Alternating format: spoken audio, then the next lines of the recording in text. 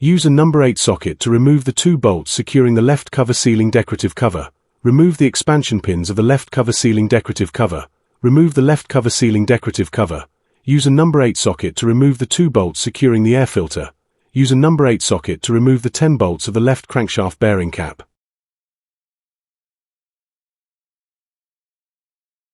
Then remove the left drive axle box cover. Use a number 18 socket to remove the driven wheel nut.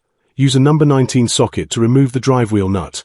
Remove the drive wheel fan plate. Then remove the driven wheel and belt. Add a 0.5 mm coil outside the drive wheel shaft sleeve. Insert the belt between the 2 belt pulleys of the driven wheel. Reinstall the belt and driven wheel. Install the drive wheel fan plate, coil nut, and install the driven wheel with O-ring bushing.